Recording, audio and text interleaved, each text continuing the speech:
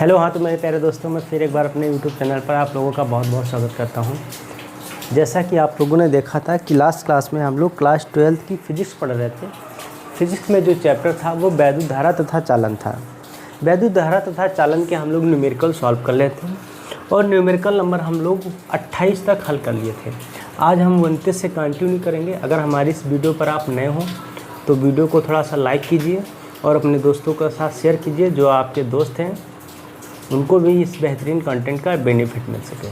बात समझ में आ रही? तो आप लोग मेरे साथ बिना टाइम वेस्ट किए हुए अपनी फेयर कॉपी निकाल लीजिए और क्वेश्चन लिखना स्टार्ट कीजिए। आज का 29 नंबर सवाल बड़ी ही धांसू क्लास है, ठीक है। अगर हमारी वीडियो पे नए हैं तो पुरानी वीडियो को ज़रूर देखें, क्योंकि न्यूमेरिकल करा रहे हैं। न्यूमेरिकल की क्लास में फार्मूला बहुत इंपॉर्टेंट होता है। और फार्मूला कहाँ से आया, हम जब डायरेक्ट फार्मूला रखेंगे क्वेश्चन में तो आप लोगों को हो सकता है ना समझ में आए। तो इससे बेटर है कि आप न्यूमेरिकल थ्योरी की क्लास ज़रूर देख लें। थ्योरी की क्लास बहुत इंपॉर्टेंट है। कुमार मित्तल की बुक से एक न्यूमेरिकल कराएंगे। देखते हैं आज की क्लास क्या है। जैसा कि बोर्ड पे देख रहे हैं 29 नंबर सवाल लिखा है, कह रहा एक पदार्थ के 500 सेंटीमीटर लंबे, क्या कह रहा है, एक पदार्थ के 500 नहीं, माफ़ कीजिए, एक पदार्थ के 50 सेंटीमीटर लंबे तथा 0.2 mm व्यास वाले एक तार का प्रतिरोध 0.8 ओम है। एक अन्य पदार्थ के 75 सेंटीमीटर लंबे 0.1 मिलीमीटर, mm जो लिखा है इसे बोलते हैं मिलीमीटर, व्यास वाले तार का प्रतिरोध 1.5 ओम है। इन तारों के विशिष्ट प्रतिरोधों की तुलना कीजिए। विशिष्ट प्रतिरोधों का अनुपात निकालना है, ये क्वेश्चन आपसे कह रहा है। देखते हैं। देखिए लंबाई जो दे रखी है L1, उसको मान लेते हैं ये 50 सेंटीमीटर है। तो 50 सेंटीमीटर में काम नहीं चलेगा, इसको मीटर में कन्वर्ट कर ले, या तो इसी में रहने दे, क्योंकि दोनों वैल्यू हमें, दोनों यूनिट सेम दे रखी है। भाई ये भी सेंटीमीटर में है और ये भी सेंटीमीटर में है। अगर ये सेंटीमीटर में होता, ये मीटर में होता, तो इसको हम काहे में कन्वर्ट करते हैं, मीटर में कन्वर्ट। यूनिट हमारी सेम है तो इसलिए सेंटीमीटर में ही रहने देंगे, ठीक है। 50 सेंटीमीटर हो गई। व्यास, देखिए व्यास जो होता है त्रिज्या का दोगुना होता है, तो 0.2 mm यहाँ पर क्या है, ये व्यास हो जाएगा। तो त्रिज्या कितनी हो जाएगी भाई, त्रिज्या हो जाएगी 0.1 mm। बात समझ में आ रही भाई? त्रिज्या क्या हो जाएगी, 0.1 mm, जिसे हम क्या मान लेते हैं, R1। क्या मान लेते हैं, R1। तो R1 क्या निकल गया है, 0.1 mm। बात समझ में आ रही? अच्छा, प्रतिरोध जो R1 है वो कितना है, 0.8 ओम। बात समझ में आ रही? देखिए एक अन्य पदार्थ है, ठीक, कोई अन्य पदार्थ हो सकता है जिसकी लंबाई क्या है, उसको हम मान लेते हैं L2। जिसकी लंबाई क्या है मेरे भाई, 75 सेंटीमीटर। क्या है, 75 सेंटीमीटर। हम इसकी त्रिज्या निकालते हैं। त्रिज्या क्या दे रखी है, हाँ देखिए 2R = 0.1 mm या R2 = 0.1/2 mm। बात समझ में आ रही? हाँ, प्रतिरोध क्या हो जाएगा इसका, R2 क्या हो जाएगा, 1.5 ओम हो जाएगा। आपसे पूछ रहे हैं विशिष्ट प्रतिरोधों की तुलना कीजिए। क्या करें, विशिष्ट प्रतिरोधों की तुलना कीजिए, ये आपसे पूछ रहे हैं। ये आपसे क्या करें, पूछ रहे हैं कि इनका रेशियो क्या होगा। तो देखिए फार्मूला क्या होता है, देखिए R = ρL/A होता है, ठीक है। इसको थोड़ा सा हम चेंज करते हैं तो लिखेंगे ρL = RA, ठीक, या ρ = RA/L, ठीक। ये हम मान लेते हैं ये 1 हो गया, ठीक। इसी तरह से हम मान लेते हैं कि ρ2 जो होगा वो क्या हो जाएगा, इसको हम 1 मान लेते हैं, इसको A मान लेते हैं, इसको L मान लेते हैं। तो इसको हम मान लेते हैं R2A2/L2। देखिए दोनों को क्या करते हैं, हम भाग करते हैं।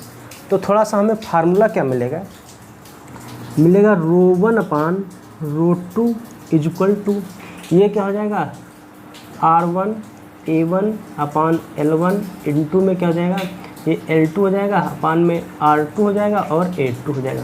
तो फार्मूला क्या मिला मेरे भाई, ये ρ1/ρ2 ये क्या हो जाएगा, देखिए R1 के नीचे R2 को रख लेते हैं, ठीक, इंटू में A1 के नीचे A2 को लिख लेते हैं, A1 के नीचे क्या लिख लें, A2 को लिख लेते हैं, है ना। और L2 के नीचे क्या लिख लें, L1 को लिख लेते हैं। बोलो इतनी बात समझ में आ रही है। ये हमारे पास फार्मूला मिला है और यहाँ से हमें हर चीज़ की वैल्यू दे रखी है, आप रख के हल कर सकते हैं, रख के क्या कर सकते हैं, हल कर सकते हैं। देखिए R1 कितना है, R1 है 0.8 ओम, R2 कितना है 1.5 ओम। इनटू में देखिए एरिया हमारे पास नहीं दे रखा है, तो एरिया हो जाएगा पाई R स्क्वायर, तो R1 हो जाएगा पाई R2 स्क्वायर हो जाएगा। इनटू में L2 क्या है, L2 है 75, ठीक है, और L1 क्या है 50। बात समझ में, देखो पाई से पाई कैंसिल हो गया, पॉइंट से पॉइंट हट गया, ठीक, तो हो गया 8/15 हो गया गुड़े R1 क्या है, R1 हमारे पास है 0.1 स्क्वायर है ना, 0.1 स्क्वायर, तो 0.1 ही रहेगा, 0.1 का स्क्वायर, ठीक। हाँ R2 क्या है, ये 0.1/2 का होल स्क्वायर। इनटू में ये हो गया, काट दो 25 3 75, 25 दूना 50, तो 3 बट्टे क्या हो गया 2, 25 3 75, 25 दूना 50 हो जाएगा। बात समझ में आ रही, या तो हम इसको ऐसे लिख लें, ज़रा समझिएगा, देखो इसको ऐसे लिख रहे हैं, थोड़ा सा एक स्टेप कम करना पड़ेगा हमें। ये 0.1 है अपान में, है ना, 0.1/2 का होल स्क्वायर कर लेते हैं, डायरेक्ट कर लेते हैं। देखिए पॉइंट से पॉइंट हट जाएगा, ये तीसरा पद इसके गुणे में हो जाएगा, तो हो जाएगा 8/15 हो जाएगा, गुणे 2 का वर्ग कितना हो जाएगा 4 हो जाएगा, गुणे 3 बटे क्या हो जाएगा 2 हो जाएगा, 2 एकम 2 दूनी 4, 3 एकम 3 × 5 = 15, तो 4 दूनी 8 दूनी 16 बटे कितना हो गया 5 हो जाएगा। ये हमारे पास जो मिल रहा है ये ρ1/ρ2 की वैल्यू मिल रही, तो ध्यान दीजिएगा, तो जो ρ1 रेशियो ρ2 = 16:5 के अनुपात में क्या मिलेगा, ये 29 नंबर सवाल का आंसर है। क्लियर हुई बात नहीं? बोलो बात समझ में आ रही? बहुत इंपॉर्टेंट सवाल है, बहुत ही सिंपल लैंग्वेज में कराएंगे, आप लोग नोट करते रहिए मेरे साथ फटाफट।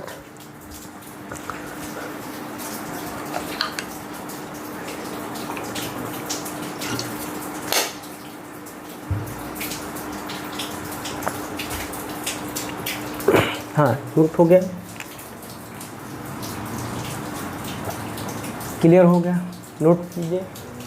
देखिए सवाल नंबर 30 क्या कह रहा है, टंगस्टन के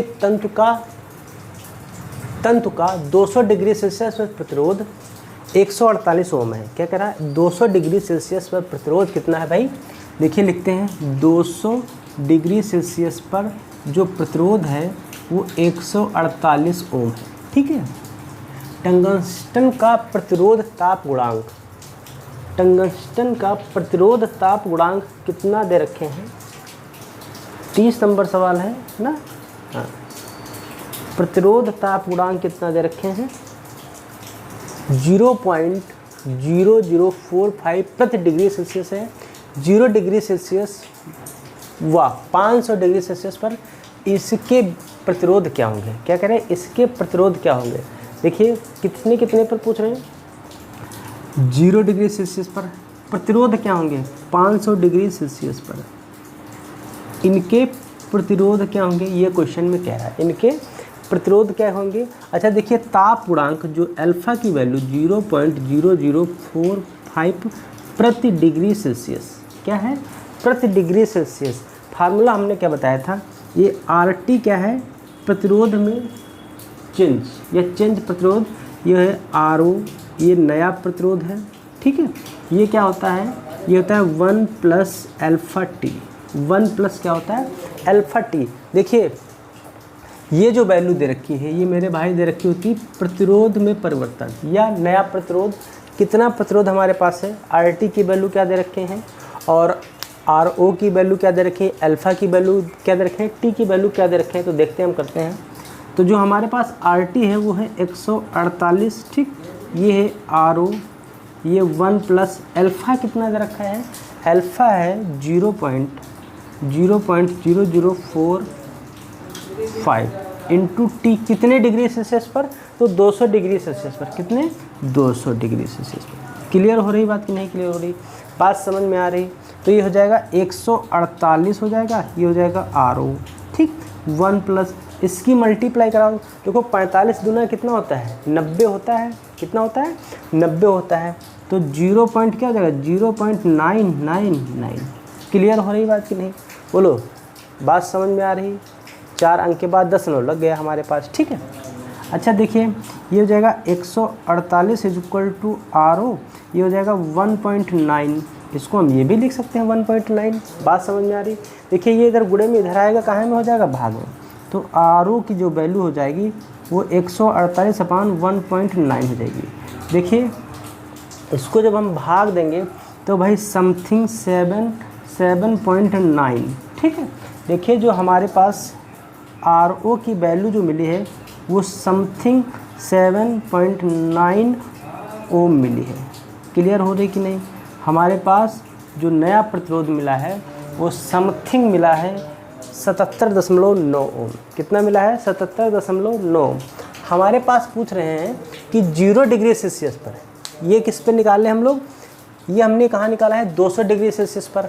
हमसे पूछ रहे हैं 500 डिग्री सेल्सियस पर इसका प्रतिरोध क्या हो गया है। क्या हमसे ये भी पूछ रहे हैं कि 500 डिग्री सेल्सियस पर इसका प्रतिरोध क्या होगा।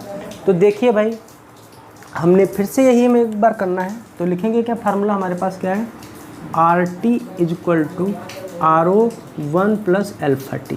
देखिए हमारे पास RT, इस बार हमें क्या करना है, RT निकालना है, और RT निकालना है। RO की वैल्यू 148 हो जाएगी। कितनी हो जाएगी, 148 हो जाएगी। 1 + अल्फ़ा कितना है, वही है 0.0045, 0.0045 इंटू में T। देखिए 200 डिग्री टेम्परेचर हम लोग सॉल्व कर चुके हैं। बचा कितना, 300 डिग्री, क्योंकि टोटल टेम्परेचर हमारे पास, टोटल टेम्परेचर कितना 500 है। 500 में हम लोग 200 डिग्री सेल्सियस को क्या कर चुके हैं, सॉल्व कर चुके हैं। तो बच कितना रहा, 300 डिग्री सेल्सियस हमारे पास बच रहा। टेम्परेचर कितना बच रहा, 300 डिग्री सेल्सियस बच रहा। तो RT इज इक्वल टू 148 हो जाएगा, ठीक है। हो जाएगा 1 +, देखिए 45, 0.0045 की मल्टीप्लाई 300 से करेंगे तो मिलेगा 1.3500। बात समझ में आ रही, 3500। बात समझ में आ रही। देखिए ये हो जाएगा RT इज इक्वल टू 148 गुणे में इसको जोड़ेंगे तो कितना, 2.3500। यही तो मिलेगा भाई। एक में एक जोड़ेंगे कितना हो जाएगा, 2। बात समझ में आ रही, कितना हो जाएगा, 2। इसकी गुणा कराएंगे तो हमें जो वैल्यू मिलेगी वो RT कितना मिलेगा भाई, 253 ओम मिलेगा। ये क्वेश्चन नंबर 30 का सलूशन है। ये क्या है, क्वेश्चन नंबर 30 का सलूशन है। आप लोग नोट करते रहिए फटाफट। क्वेश्चन नंबर 30 हो गया, क्वेश्चन नंबर 30 है। क्वेश्चन नंबर 30 नोट करते रहेंगे आप लोग, फटाफट नोट करते रहिएगा। एक एक सवाल कराएंगे कुमार मित्तल की बुक से।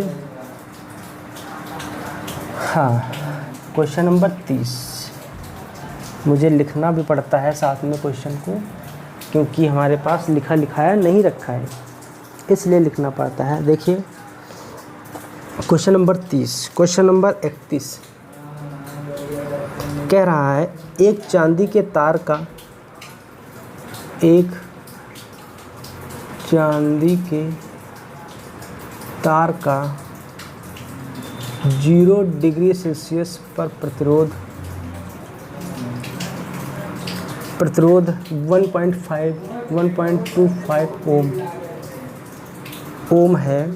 इसके प्रतिरोध को दोगुना करने के लिए कह रहे हैं, इसके प्रतिरोध को दोगुना करने के लिए इसे किस ताप पर गर्म करना होगा, इससे किस ताप पर गर्म करना होगा। चांदी का प्रतिरोध ताप गुणांक, चांदी का प्रतिरोध ताप गुणांक 0.00375 प्रति डिग्री सेल्सियस है। ठीक है, प्रति डिग्री सेल्सियस है। क्या चांदी के, कह रहा है क्या चांदी के सभी चालकों के लिए यही ताप होगा। कह रहा है क्या चांदी के लिए यही ताप होगा। क्या चांदी के लिए यही ताप होगा। देखिए प्रतिरोध ताप गुणांक मतलब अल्फ़ा की वैल्यू 0.00375 प्रति डिग्री सेल्सियस। ये कह रहे हैं हमारे पास ताप गुणांक, क्या कह रहे हैं प्रतिरोध ताप गुणांक मतलब अल्फ़ा की वैल्यू 0.0375 प्रति डिग्री सेल्सियस है। 0 डिग्री सेल्सियस पर प्रतिरोध, देखिए 0 डिग्री सेल्सियस पर जो प्रतिरोध है 1.25 ओम है। ठीक है। हाँ, इसके प्रतिरोध ताप को दोगुना कर दें। देखिए प्रतिरोध ताप को क्या कर दें, दोगुना कर दें। तो इसको 2 से गुणा कराएंगे तो कितना हो जाएगा भैया, 125 दूना 250। ठीक, 250 मतलब यही तो है भाई, बात समझ में आ रही है, कितना है 250। हाँ, 250 का मतलब ये होगा। कह रहे इसकी प्रतिरोध ताप, इसके प्रतिरोध को दोगुना करने के लिए किस ताप पर गर्म करना होगा। ये आपसे पूछ रहे हैं किस ताप पर गर्म करना होगा। ठीक है। कह रहे हैं चांदी का प्रतिरोध ताप गुणांक 0.00375 प्रति डिग्री सेल्सियस है। क्या चांदी के लिए सभी चालकों का ताप यही होगा। ये क्वेश्चन कह रहे हैं, देखते हैं क्वेश्चन कैसे करेंगे। देखिए हमारे पास डेल्टा टी कितना है। देखिए जो डेल्टा टी का मतलब ये हमारे पास है ताप में परिवर्तन कितना हुआ है। ताप में परिवर्तन क्या हुआ है पहले ये समझिए। देखिए एक 1.25 ओम था 0 डिग्री सेल्सियस पर, इसको दोगुना करने के लिए कितना ताप लाना पड़ेगा।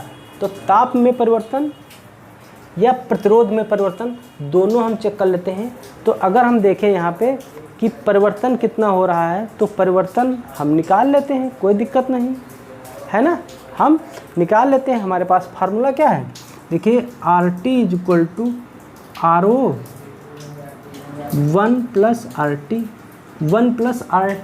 हम देखिए टेम्परेचर निकाल लेते हैं। तो देखिए RT की वैल्यू हमारे पास क्या है 255 मतलब 50 है। कितना है 50 है।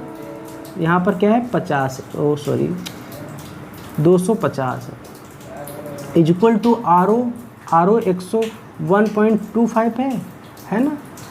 यहाँ पे हर 2 बार नहीं लगेगा भाई, ध्यान दीजिए। 1 प्लस अल्फ़ा की वैल्यू कितनी है 0.00375 T। यहाँ से हम लोग क्या करते हैं निकाल लेते हैं। हमें टेम्परेचर पूछ रहे हैं तो टेम्परेचर निकाल लेते हैं। देखिए ये पॉइंट 2 अंक के बाद लगाइए, 2 अंक के बाद ये कितना हो जाएगा, ये 2 हो जाएगा। तो 2 ये इधर प्लस में, इधर आएगा माइनस में, तो 0.00375 T हो जाएगा। तो ये बचेगा 1.0000375 T हो जाएगा। तो T इक्वल टू क्या जाएगा 1/00375 हो जाएगा। ये पॉइंट हटाएंगे, कितने जीरो लगाएंगे 5, 1 2 3 4 5। ठीक। अब देखिए भाई भाग देना है, क्या करना है भाग देना है। तो भाग में दूंगा नहीं, आप लोग दे दीजिए 2.6667। ये हमारे पास जो आएगा वो टेम्परेचर आएगा। इसको हम लोग डेल्टा टी के नाम से संबोधित करेंगे क्योंकि टेम्परेचर में कितना चेंजेस हो रहा वो हमने निकाला है।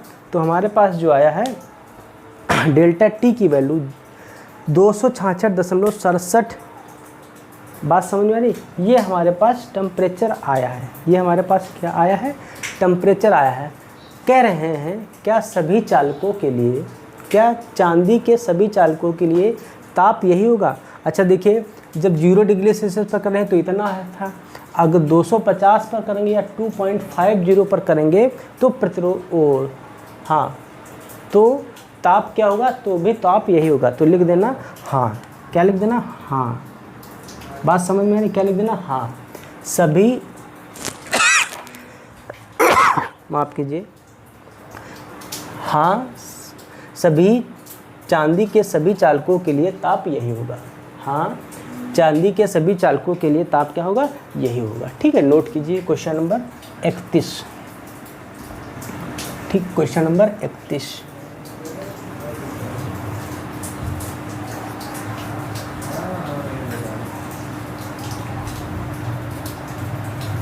ठीक है। Question number 31, question number 31, question number 32 देखिए, कह रहे किसी फिलामेंट का, किसी 32 नंबर सवाल है, किसी फिलामेंट का 100 डिग्री सेल्सियस पर प्रतिरोध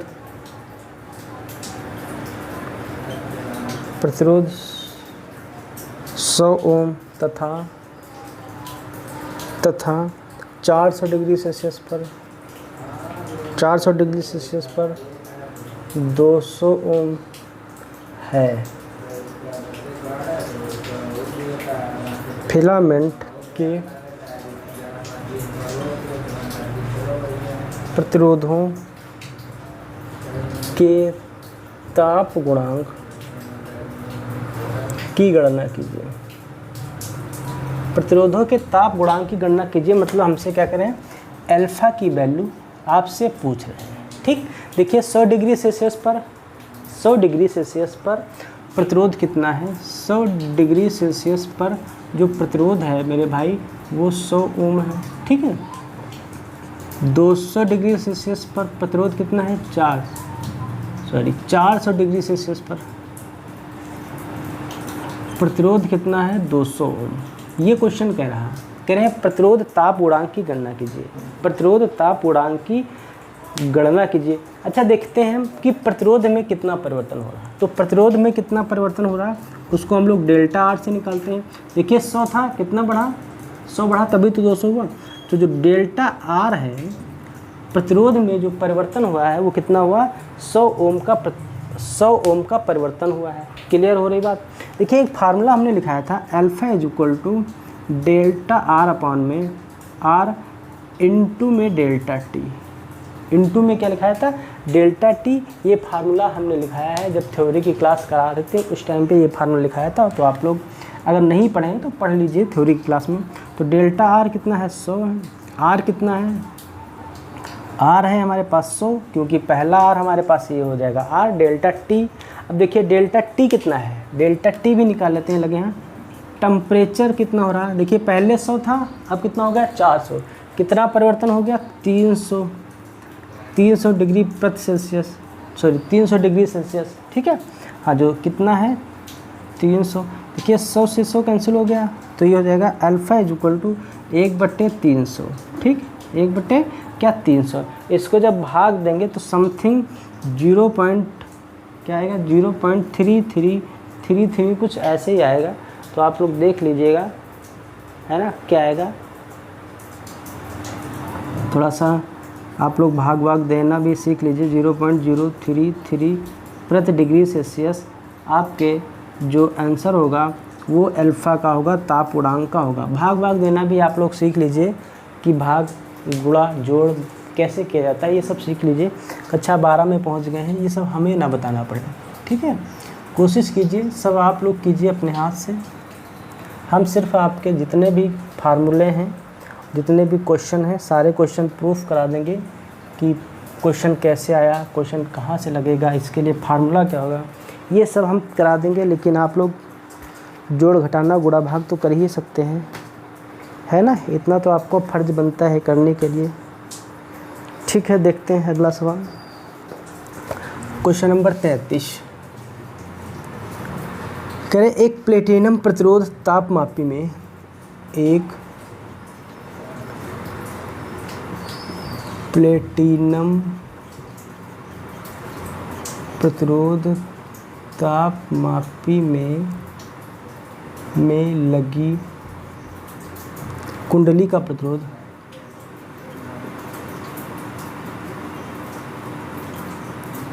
कुंडली का प्रतिरोध 0 डिग्री सेल्सियस पर 0 डिग्री सेल्सियस ताप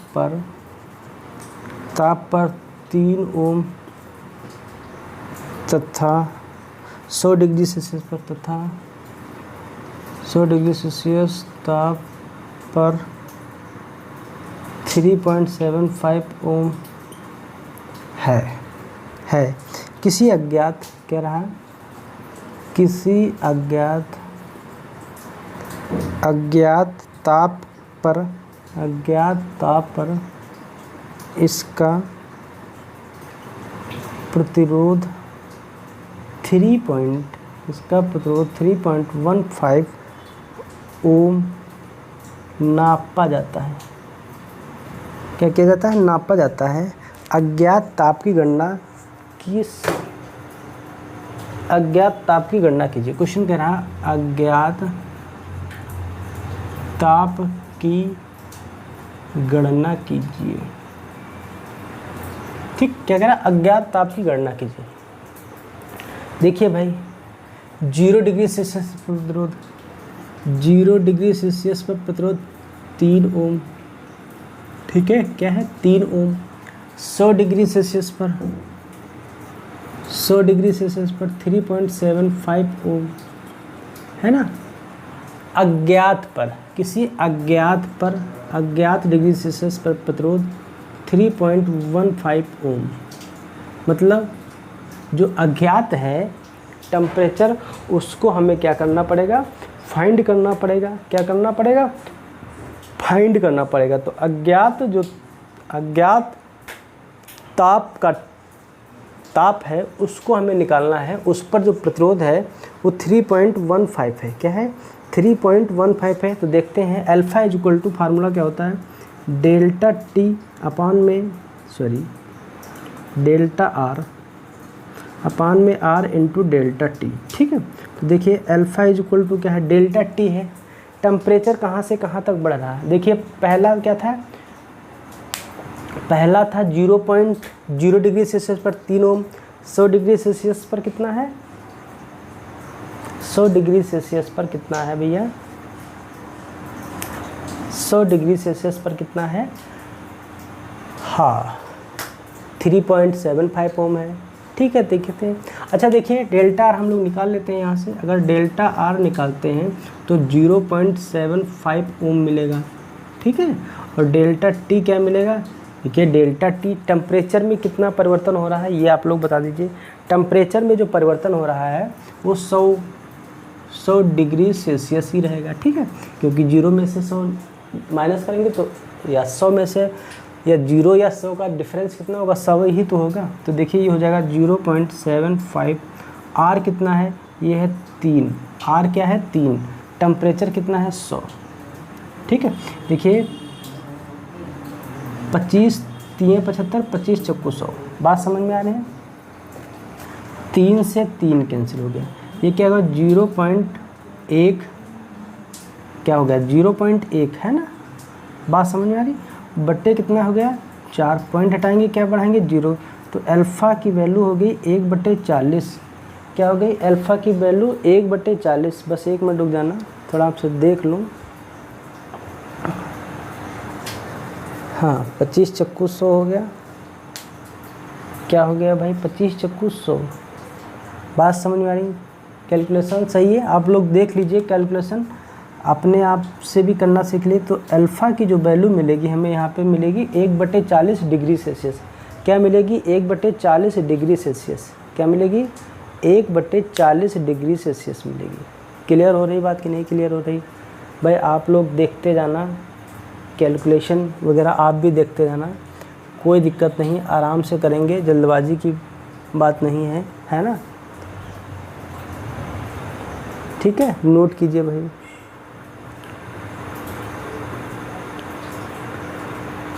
क्या आंसर दे रहे हैं? ओ 20 डिग्री दे रहे हैं।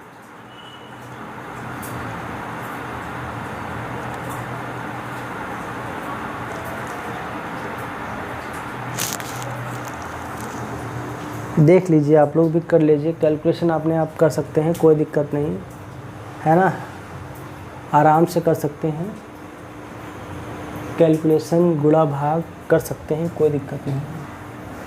33 नंबर सवाल है।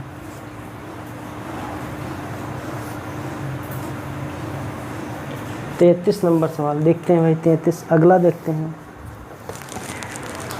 34 नंबर सवाल है। कह रहा है एक कार्बन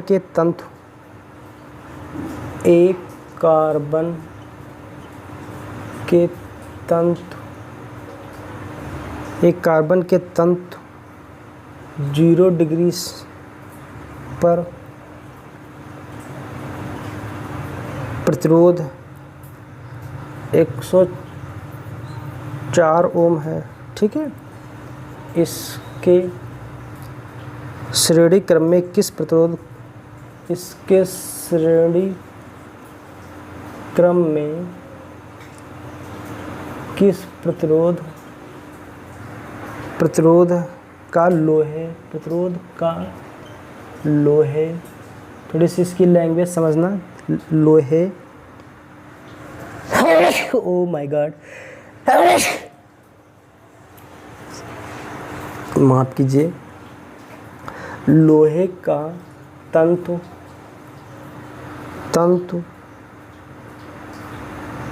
जोड़े, लोहे का तंतु जोड़े, है ना, लोहे का तंतु जोड़े। थोड़ा सा लैंग्वेज इसकी अजीब है, समझने का प्रयास कीजिए, ताकि संयुक्त तंतु का प्रतिरोध, ताकि संयुक्त तंतु का प्रतिरोध ताप बदलने पर ना बदले, ताप बदलने पर ना बदले, ठीक है, ताप बदलने पर ना बदले। लोहे का प्रतिरोध ताप गुणांक, लोहे का प्रतिरोध ताप गुणांक alpha is equal to plus 0.0052 प्रति डिग्री सेल्सियस तथा कार्बन पर alpha is equal to minus 0.003 प्रति डिग्री सेल्सियस है। क्वेश्चन देखिए, थोड़ा सा लैंग्वेज इसकी कुछ थोड़ा सा कठिन है, समझने का प्रयास कीजिए। देखिए, अल्फा की वैल्यू दे रखे हैं, कार्बन पर ताप गुणांक दे रखे हैं और लोहे पर ताप गुणांक दे रखे हैं। अच्छा, लोहे पर अगर हम पहले प्रतिरोध में परिवर्तन देख रहे हैं, अच्छा समझिए, ये जो मैं लिख रहा हूँ इसका प्रयास कीजिए समझने का। ये प्रतिरोध में परिवर्तन लोहे का है, ये क्या है, प्रतिरोध परिवर्तन काहे में है, ये कार्बन में है। दोनों में क्या हो रही है, परिवर्तन हो रहे हैं। बात समझ में आ रही है। देखिए, तो हम क्या करते हैं, अल्फा लोहे का ताप गुणांक, ठीक है, लोहे का ताप गुणांक, फिर क्या लिखेंगे, लोहे का प्रतिरोध, ये जो हम लिख रहे हैं, ये लिख रहे हैं प्रतिरोध ऑफ लोहा, ठीक है, आयरन। फिर लिखे हैं डेल्टा टी, दोनों में क्या हो रहा है, परिवर्तन हो रहा है। फिर हम लिख रहे हैं कार्बन का प्रतिरोध ताप गुणांक, फिर लिखेंगे कार्बन का क्या लिखेंगे, कार्बन का प्रतिरोध, ठीक है, इनटू में क्या लिखेंगे, डेल्टा टी, क्योंकि टेम्परेचर क्या है, दोनों में बराबर हो रहा है। क्या हो रहा है, टेम्परेचर दोनों में बराबर हो रहा है, संयुक्त रूप से हो रहा है। बात समझ में आ रही। अच्छा देखिए, लोहे का ताप गुणांक कितना दे रखे हैं, लोहे का ताप गुणांक, लोहे के प्रतिरोध का ताप गुणांक वो है 0.0052 इनटू में प्रतिरोध लोहे का कितना है, लोहे का प्रतिरोध कितना है, आर। आपसे लोहे का प्रतिरोध, ताकि संयुक्त तंतु का प्रतिरोध ताप बदलने पर ना बदले, आपसे ऐसा क्वेश्चन में कह रहा है, ठीक है। तो देखते हैं ये कितना दे रखा है, डेल्टा टी। तो डेल्टा टी हम इसको दोनों तरफ से क्या कर दे, कैंसिल कर दे, दोनों की वैल्यू क्या है, सेम मिल रही है। तो आर हो गया, इसकी वैल्यू 0.0003 है, इनटू में आर कार्बन कितना है, मतलब कार्बन का प्रतिरोध कितना है। तो कार्बन का प्रतिरोध देखिए दे रखा है, एक कार्बन के तंतु 0 डिग्री सेल्सियस पर प्रतिरोध 104 ओम है। कितना है, 104 ओम। हल करते हैं भाई, हल करते हैं भाई, देखो हल करते हैं इसको। देखिए ये कितने हैं, 4 अंक के बाद दशमलव, ये भी 4 अंक के बाद दशमलव, तो दोनों क्या हट जाएंगे, हट जाएंगे। तो यहाँ पर ये हट जाएगा सब, ये सब हट जाएगा, ठीक है, इधर भी हट जाएगा, ठीक। तो 13, हाँ काट दो भाई इसको, 3 से काटो, 3 एकम 3, 3 एकम 3, बच्चे कितने, 2, नहीं कटेगा ना, हाँ नहीं कटेगा। देखो 13 चक्कू 52, 13 चक्कू 52 और 13 अट्ठी कितना होता है, 13 अट्ठी कितना होता है, या तो ऐसे कर दीजिए 52 एकम 52, 52 दूना 104 होता है। कितना होता है? 52 दूना 104 होता है। तो आर की वैल्यू 3 दूनी 6 ओम। आर की वैल्यू जो मिलेगी वो कितनी मिलेगी? 6 ओम मिलेगी। आर की वैल्यू क्या मिलेगी? 6 ओम मिलेगी। बड़े सिंपल था क्वेश्चन, लेकिन लैंग्वेज बड़ी ही टफ थी। कोई दिक्कत नहीं, टफ सिंपल सब सवाल करेंगे, कोई सवाल छोड़ेंगे नहीं। ठीक है, नोट कीजिए फटाफट। सवाल नंबर 34। सवाल नंबर 35 देखते हैं क्या कह रहा है। 35 नंबर सवाल में कह रहा है एक निर्वात नलिका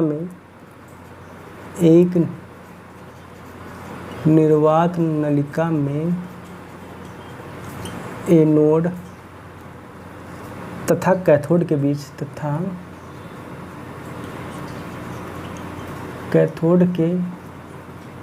बीच विभवांतर 480 वोल्ट है। ठीक है, तथा 10 सेकंड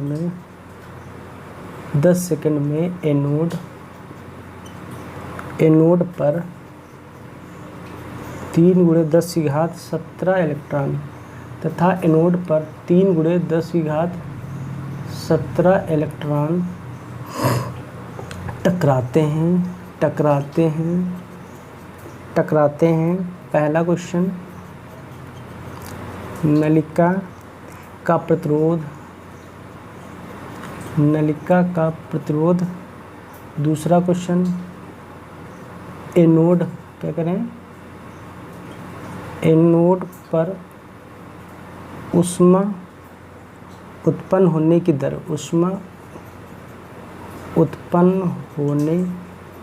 दर क्या होगी? ठीक, पहला क्वेश्चन कह रहे हैं नलिका पर प्रतिरोध, और दूसरा क्वेश्चन है एनोड पर ऊष्मा उत्पन्न होने की दर क्या होगी। देखिए क्या कह रहे हैं, हमारे पास दे क्या क्या रखा है। देखिए विभव कितना दे रखा है, V की वैल्यू है 480 वोल्ट। ठीक है, 480 वोल्ट। टाइम जो है वो 10 सेकंड। ठीक है, इलेक्ट्रॉन, नंबर ऑफ इलेक्ट्रॉन 3 × 10 की घात 17 इलेक्ट्रॉन। ठीक, 3 × 10 की घात 17 इलेक्ट्रॉन। पहला क्वेश्चन कह रहा है नलिका पर प्रतिरोध की गणना कीजिए। नलिका पर प्रतिरोध की गणना कीजिए, तो मतलब आर हमसे पूछ रहे हैं। अच्छा, आर इज इक्वल टू क्या होता है? R is equal to V upon क्या होता है? I. R is equal to क्या होता है? वी अपॉन आई, ओम के नियम से। अच्छा, यहाँ पर आई नहीं दे रखा है, तो सबसे पहले हम लोग आई निकाल लेते हैं। आई कहाँ से निकलेगा? देखो आई कहाँ से निकलेगा। देखिए आई इज इक्वल टू क्या होता है? Q upon T. ठीक, तो क्यू इज इक्वल टू होता है एन ई अपॉन में टी। ठीक है, एन कितना है? 3 × 10 की घात 17। ई कितना है? 1.6 × 10⁻⁻19 कूलम। टी कितना है? 10 सेकंड। ठीक है, टी कितना है? 10 सेकंड। देखिए 16 3 कितना होता है? 48, तो 4.8 हो जाएगा इंटू 10⁻⁻2 और -1 ये हो जाएगा आई। तो ये कहाँ में हो जाएगी? एम्पियर में। धारा जो निकल के आई है मेरे भाई, वो कहाँ में निकल के आई? एम्पियर में। आपसे क्वेश्चन कह रहे हैं, पहला क्वेश्चन देखिए, अब यहाँ से हल करते हैं। R is equal to V upon क्या होता है? आई। तो वी है 480, आई कितना है? 4.8 इंटू 10⁻⁻3। देखिए पॉइंट हटाएंगे, 0 बढ़ाएंगे, 48 एकम 48, तो ये क्या हो गया? 100 हो गया, गुणे 10 की घात +3 हो जाएगा। तो ये क्या हो जाएगा? 10 की घात 5, जो आर हो जाएगा 10 की घात 5 ओम। ये पहले क्वेश्चन का आंसर। ठीक है, दूसरा क्वेश्चन देखिए। दूसरा क्वेश्चन क्या कह रहे हैं? एनोड पर ऊष्मा उत्पन्न, क्या कह रहे थे? एनोड पर ऊष्मा उत्पन्न करनी है। तो देखिए भैया, इसके लिए फार्मूला क्या है? ऊष्मा उत्पन्न, एनोड पर ऊष्मा उत्पन्न। देखिए फार्मूला है जिसे हम लिखें W/T इक्वल टू, थोड़ा सा मुझे फार्मूले को रिमूव करना है। देखिए क्या करेंगे, लिखेंगे VIT/T। ज़रा समझिएगा, यहाँ पे हमें वैल्यू काहे की दे रखे हैं? काहे की वैल्यू हमें दे रखे हैं? बात समझ में आ रही? काहे की वैल्यू दे रखे हैं, थोड़ा सा समझने का प्रयास कीजिए। W इज इक्वल टू हमको लिख लें VIT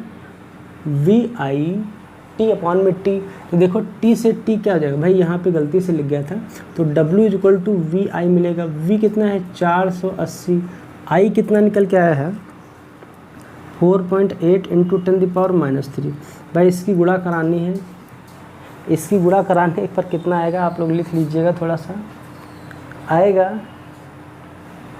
23.04 गुणे 10 की घात -1, तो W इज इक्वल टू हम इसको लिख सकते हैं 2.3 ठीक जूल, ठीक क्या लिख सकते हैं जूल प्रति सेकंड लिख सकते हैं। ये इसका क्या हो जाएगा ऊष्मा हो जाएगी जो कि जूल प्रति सेकंड में मिलेगी। ये क्वेश्चन नंबर 35 बहुत ही सिंपल सवाल, क्वेश्चन नंबर 35 नोट कीजिए फटाफट। 35 नंबर सवाल। क्वेश्चन नंबर 36 देखते हैं भाई क्या है। 36 नंबर सवाल कह रहा है एक बिजली की प्रेस, एक बिजली की प्रेस का आर जो है वो 44 ओम है, ठीक है, और इसमें बहने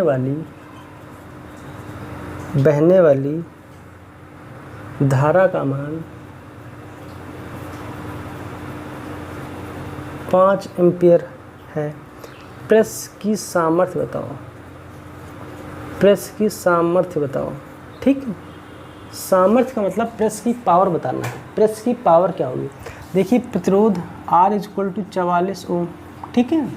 धारा I इज इक्वल टू कितना है 5 एम्पियर, धारा I इज इक्वल टू क्या है 5 एम्पियर। सामर्थ्य बताना है तो P is equal to W/T होता है। P इज इक्वल टू क्या होता है W/T होता है। अच्छा W के स्थान पे हम लोग क्या लिख सकते हैं QV लिख सकते हैं अपॉन में T लिख सकते हैं। अच्छा बात समझते हैं ना, क्या लिख सकते हैं QV लिख सकते हैं अपॉन में T लिख सकते हैं। अच्छा देखिए जो P के बहुत सारे हमने फार्मूले लिखे थे, पहले वो बताता हूँ। P is equal to W/T होता था, एक QV/T होता था, दूसरा क्या था VI था, अगला क्या था I²R था, अगला क्या था, अगला था V² अपॉन में R। ये हमने पावर के फार्मूले लिखाए थे जब हम थ्योरी की क्लास पढ़ा रहे थे। यहाँ से आपको पावर पूछ रहे हैं, P is equal to R और I के बीच रिलेशन है तो है I²R, ठीक। I² कितना है 5 का स्क्वायर हो जाएगा, R कितना हो गया 44, ठीक। तो ये हो गया 25 गुणे कितना 44, गुणा करा लो तो P की जो वैल्यू मिलेगी 25 चक्कू 100 तो 1100 वाट मिलेगी। 1100 वाट जो पावर मिलेगी वो कितनी मिलेगी मेरे भाई 1100 वाट मिलेगी। बड़े सिंपल क्वेश्चन मिल रहे हैं यहाँ से करने के लिए, थोड़ा सा आप लोग भी कीजिए, मेरे साथ साथ मैं भी कर रहा हूँ। क्वेश्चन को आप लोग भी कीजिए, अपने हाथ कीजिए ज़रूर, चाहे गलत कीजिए या सही कीजिए, ठीक है, लेकिन कीजिए ज़रूर। हाँ देखिए भाई नेक्स्ट क्वेश्चन क्या कर रहा है 37 कह रहा है 60 वाट 220 वोल्ट तथा 100 वाट 220 वोल्ट के दो बल्ब श्रेणी क्रम में, किस क्रम में, श्रेणी क्रम में जोड़कर 220 वोल्ट मेंस से संबंधित किए गए हैं, ठीक है। उसमें प्रवाहित होने वाली धारा का मान ज्ञात कीजिए। उसमें प्रवाहित होने वाली धारा का मान ज्ञात कीजिए। उसमें प्रवाहित होने वाली धारा का मान ज्ञात कीजिए। देखिए क्वेश्चन क्या कह रहा है, कह रहा 60 वाट 220 वोल्ट, ठीक है, तथा 100 वाट 220 वोल्ट के दो बल्ब लगे हैं, ठीक। और दोनों को श्रेणी क्रम में जोड़ा है, 220 वोल्ट के मेन से संबंधित किया गया है। इसमें कितनी धारा प्रवाहित होगी, क्वेश्चन ये आपसे पूछ रहे हैं। अच्छा देखिए, P इक्वल टू क्या होता है, वी स्क्वायर में अपॉन में आर होता है। क्या होता है भाई, वी स्क्वायर अपॉन में आर। अभी भी तो फार्मूला लिखाया था, P equal to V square upon R. क्या होता है, P equal to V square upon R. ठीक, तो हम इसको पहला क्या मान लेते हैं, P1। ठीक, तो V कितना दे रखा है, 220 वोल्ट गुणे 220। ठीक है, R कितना दे रखा है, प्रतिरोध कितना दे रखा है। हमें प्रतिरोध ही तो निकालना है भाई, हमें क्या करना है, प्रतिरोध ही तो निकालना है। तो इसको क्या मान लेते हैं, ये R1 मान लेते हैं, इसको क्या मान लेंगे, P। कितने, पावर क्या है इसकी, पावर कितने वाट का दे रखा है, 100 वाट का बल्ब दे रखा है। पहला कितने वाट का है, 60 वाट का है। ठीक, तो 0 से 0 कैंसिल हो गया, गुणा उड़ा करा लेना आप लोग। तो इसको क्या मिलेगा, ये 484 है ना, बटे कितना हो जाएगा, 6 ओम।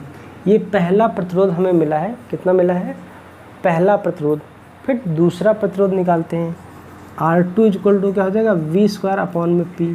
V कितना है, 220 वोल्ट गुणे 220 है, क्योंकि वी स्क्वायर है। यहाँ पर पावर कितनी है, 100 वाट है। 2 0 से 2 0, ये हो गया 484, ये भी ओम हो जाएगा। अच्छा, दोनों को किस क्रम में जोड़ा जाता है, दोनों को श्रेणी क्रम में जोड़ा जाता है। तो श्रेणी क्रम में तुल्य प्रतिरोध। अच्छा, जो श्रेणी क्रम में हम लोग प्रतिरोधों को जोड़ते हैं वो किस क्रम में जोड़ते हैं, तो यही तो होता है R equal to R1 plus R2। तो R इक्वल टू कितना है, 484 बटे 6 प्लस का 484 है। ठीक है, देखिए हल करते हैं तो 484 इसमें से क्या कर लें, कॉमन कर लेते हैं। ठीक है, तो ये क्या हो जाएगा, 10 बटे 6 प्लस का 1 हो जाएगा, ये 484 हो जाएगा। ये हो जाएगा 16 बटे 6 हो जाएगा। ठीक है, तो 16 बटे क्या हो जाएगा, 6 हो जाएगा। क्लियर हो रही, ये क्या हो गया, ये हो गया हमारे पास तुल्य प्रतिरोध। ये क्या हो गया, ये हो गया तुल्य प्रतिरोध। क्लियर हो रही कि नहीं, बात समझ में आ रही। इसको थोड़ा सा हम हल कर सकते हैं, इसको 3 लिख से इसको 8 लिख दें, तो 484 गुणे 8 बटे 3 लिख सकते हैं। क्लियर हो रही। अच्छा, हमसे धारा पूछ रहे हैं, कितनी धारा प्रवाहित होगी, है ना। तो V इक्वल टू क्या होता है, IR होता है। अगर I निकाल लें तो V अपॉन क्या हो जाएगा, R हो जाएगा। V की वैल्यू 220 वोल्ट है ना। R कितना निकल के आया है, 484 गुणे ये हो जाएगा 8, और 3 कहाँ चला जाएगा, ऊपर चला जाएगा। 3 कहाँ चला जाएगा, ऊपर चला जाएगा। तो देखो 22 एक कम 22 हो गया, 22 संयम 484 होता है ना। 2 पंचे 10 हो जाएगा, 2 1 1 हो जाएगा। ठीक है, कुछ कट रहा है, ये हो जाएगा 15 बटे 88 एम्पियर। ये क्या हो जाएगी, ये धारा हो जाएगी। ये क्या हो जाएगी, धारा हो जाएगी। भाई दिख रहा साफ, नहीं दिख रहा है, हाँ बात समझ में आ रही है।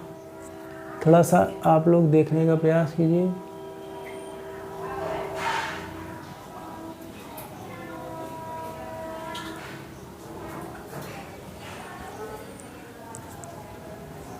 सवाल नंबर 37। सवाल नंबर 37।